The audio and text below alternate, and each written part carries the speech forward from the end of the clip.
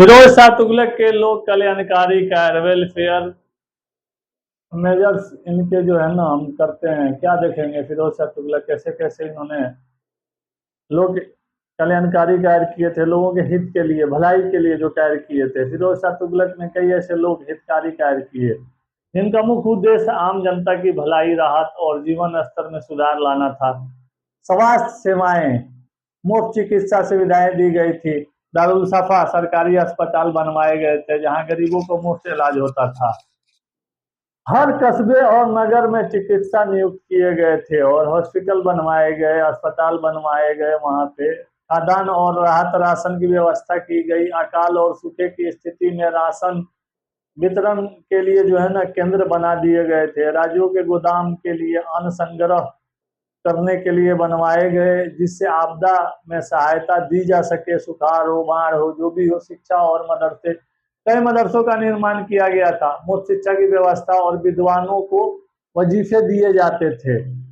अनाथालय और वृद्धा आश्रम, अनाथ बच्चों और बेसहारा वृद्धों के लिए आश्रम, दारुल एकता बनाए गए थे। याद रखिएगा आप लोग, ठीक ना। ये पीटी का क्वेश्चन बन रहा है। कृषक सहायता, करों में छूट दी गई थी। नहरें बनवाकर सिंचाई सुविधाएं प्रदान की गई थी। गैर निर्माण एवं इमारती विकास, architecture and non military constructions. Firoz Shah Tughlaq एक महान निर्माणकर्ता थे। उसने अनेक भवन निर्माण करवाए, स्कूल बनवाए, ठीक ना, और धर्मशालाएं इत्यादि बनवाई थी उन्होंने। धार्मिक संरचना, 300 मस्जिदों का निर्माण करवाया था। दिल्ली की जामा मस्जिद का जमींद्वार जो बनवाया था उन्होंने। शिक्षा संस्थाएं, जामिया मस्जिदों से जुड़े मदरसे, विद्वानों और धार्मिक व्यक्तियों को प्रोत्साहन राशि उन्होंने देना चालू कर दिया था, जिसको हम वजीफा बोलते हैं। जैसे अभी क्या बोलते हैं, स्कॉलरशिप। जल संरचनाएं, 100 प्लस कुएं प्लस 5 बवड़िया, तालाब और जलाशय बनाए गए थे। इसलिए कि पहले लोग पानी है ना कुएं से ही पानी पीता था, पहले डोल से खींच के। आप लोगों ने देखा होगा, जो पुराने लोग होंगे वो जानते होंगे गांव के। अब तो बच्चे पता नहीं देख पा रहे हैं, नहीं देख पा रहे। पुल और सड़कें, गंगा यमुना दोआब में कई पुल बनवाए गए। व्यापारिक मार्गों को बेहतर किया गया। इसलिए किया गया व्यापारिक मार्गों को बेहतर ताकि यातायात टाइम जो है ना कम लगे। सड़कें बनवाई गई, नहरें खुदवाए गए, कुएं, इसलिए कि एक तो जैसे विश्राम आश्रम बनवाए गए, विश्रामालय बनवाए गए, जहाँ विश्राम करने की जगह थी वो बनवाए गए। नहरें और सिंचाई कैनाल। फिरोज शाह तुगलक ने भारत में आधुनिक सिंचाई व्यवस्था के जनक भी माने जाते हैं। याद रखिएगा, आप लोग पूछ देना कि आधुनिक, तो आप लोग आंख बंद करके फिरोज शाह पे टिक मारिएगा लो। नहरों का निर्माण, यमुना और सतलज से सिंचाई के लिए नहरें निकाली गई थी फिरोज शाह तुगलक के टाइम में। सबसे प्रसिद्ध हिसार नहर, जो यमुना से पानी लाकर हरियाणा के हिसार तक ले जाती है। लगभग 5 बड़े सिंचाई नहर परियोजनाएं चालू की गई थी। सिंचाई कर, इरिगेशन टैक्स, ये क्या होता था, जिन किसानों को नहर से सिंचाई का लाभ लेना होता था उनसे केवल नाम मात्र का कर लिया जाता था, पैसा लिया जाता, टैक्स लगाया जाता था। कृषि उत्पादकता में इसे काफी वृद्धि हुई।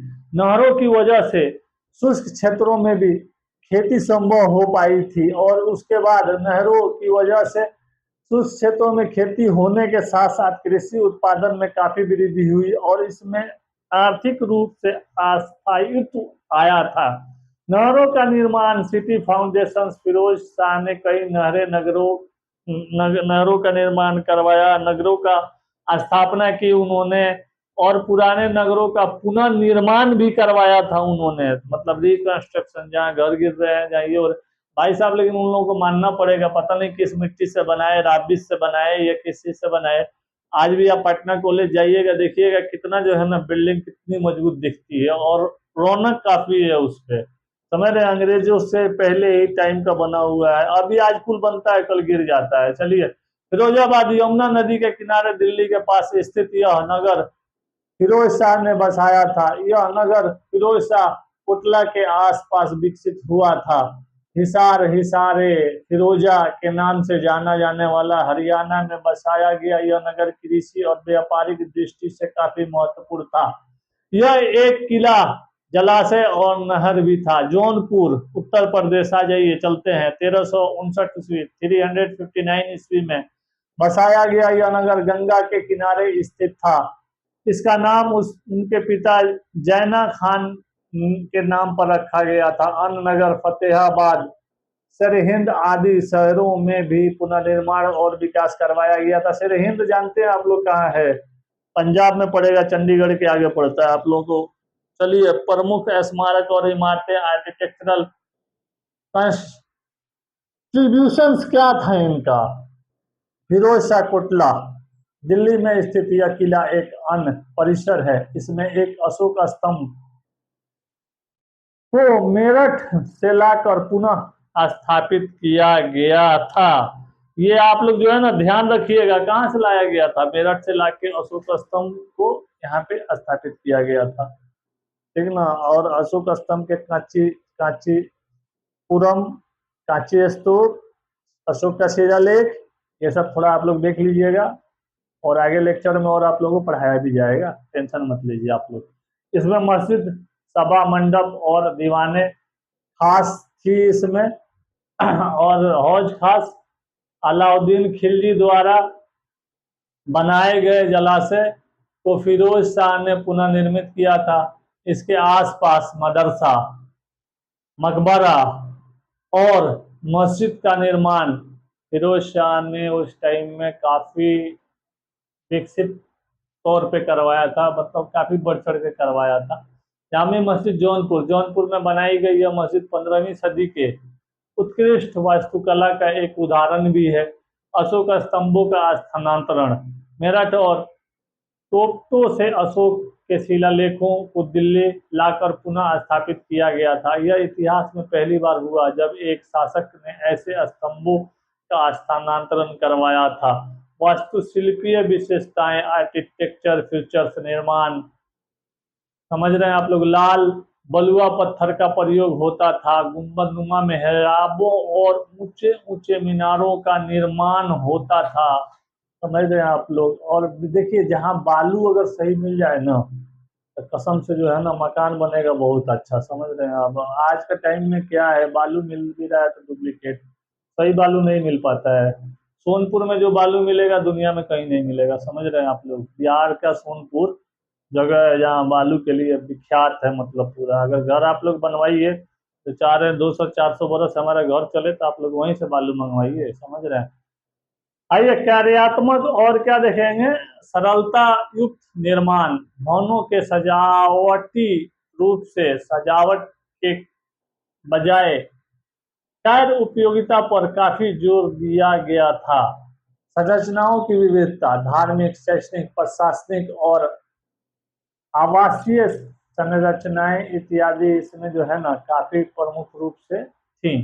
सामाजिक प्रभाव, सोशियो इकोनॉमिक इम्पैक्ट इस पे क्या पड़ा था? आखिर क्या इसका सामाजिक प्रभाव पड़ा था? ग्रामीण जीवन में सुधार हुआ था इसके चलते। कृषि और व्यापार को काफी प्रोत्साहन मिला था। जन कल्याण की भावना से जनता में सरकार के प्रति काफी विश्वास बढ़ गया था। भाई अच्छा काम कीजिएगा तो लोग आपके पीछे आ जाएंगे, नहीं कीजिएगा तो लात मार के भगा देंगे, ये तो हर इंसान जानता है, समझ रहे हैं? आलोचना और सीमाएं, धार्मिक असहिष्णुता के कुछ उदाहरण मिलते हैं। हिंदू मंदिरों की उन्होंने सबसे ज्यादा जो है ना निर्माण करवाया था। कब? उसमें जो रिकंस्ट्रक्शन करवाया था उन्होंने, जहां जहां जैसे जो मंदिर जैसे ध्वस्त हो रहे हैं, जैसे गिर रहे हैं, मतलब जैसे क्या बोलते हैं आपको, ध्वस्त नहीं बोला जाएगा, मतलब जो गिर रहे हैं, मतलब जहाँ पे बिल्कुल डिक्लाइन के कगार पे है, रिकंस्ट्रक्शन करवा के, निर्माण करवा के खड़ा किया गया, समझ रहे हैं?